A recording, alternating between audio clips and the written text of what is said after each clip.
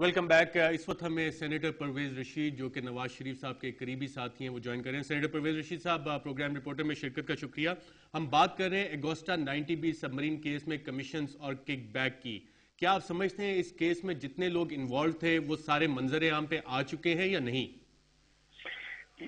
پہلی جو اچھی بات ہے وہ یہ ہے کہ پاکستان جیسا ایک پسماندہ ملک جسے کہ سمجھا جاتا ہے کہ وہاں پہ کرپشن جو ہے اس کی سرکاری سرپرستی کی جاتی ہے, اس ملک میں اس کیس کو فرانس سے 10 سال پہلے انرتھ کیا گیا, جبکہ دنیا میں عمومی تاثر یہ ہے کہ یورپ کے ممالک جو ہیں, یورپ کی جمہوریتیں جو ہیں,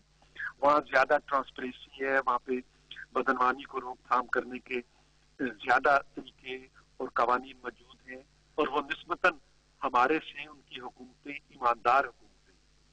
جبکہ یہ کیس جو ہے اس کیس کے حوالے سے پاکستان میں یہ پرائڈ فیل کیا جا سکتا ہے کہ ایک جمہوری حکومت نے 97 to 99 کے درمیان اس کیس کو انرتھ کیا تھا, اور اس کیس کے شواہد جو تھے سامنے آ گئے, اور جو مین کلپریٹس تھے ان تک تو بات پہنچ گئی تھی, بہت سے دوسرے لوگوں تک بات نہیں پہنچ سکی کیونکہ پھر آمریت آئی اور حکومت کا تختہ الٹ دیا گیا, اور آمریت نے پھر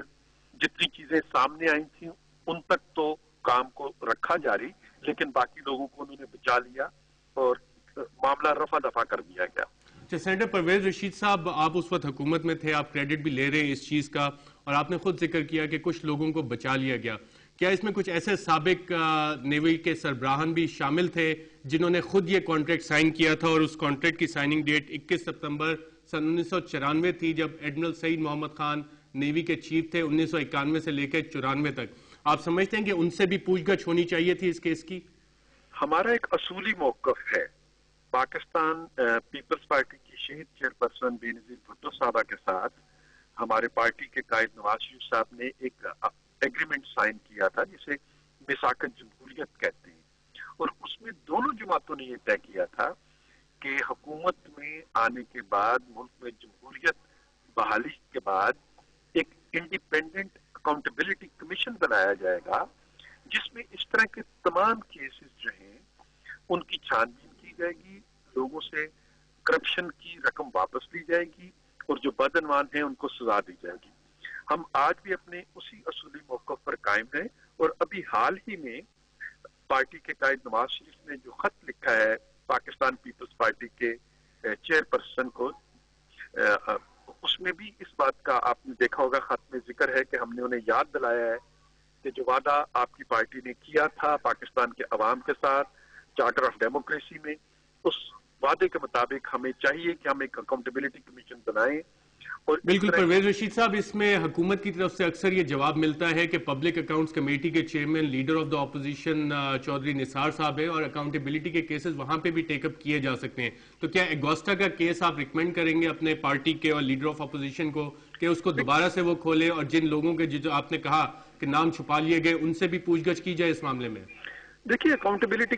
کمیٹی اگر اس کیس کو لے گی تو بڑی اچھی بات ہے, لیکن اکاؤنٹیبلٹی کمیٹی کے تو اختیارات بڑے محدود ہیں. پھر یہ کہ ان کے پاس کوئی انویسٹیگیشن کرنے کا طریقہ نہیں ہے, وہ تو آڈیٹر جنرل کی رپورٹس جو ہیں وہ ان کے پاس آتی ہیں,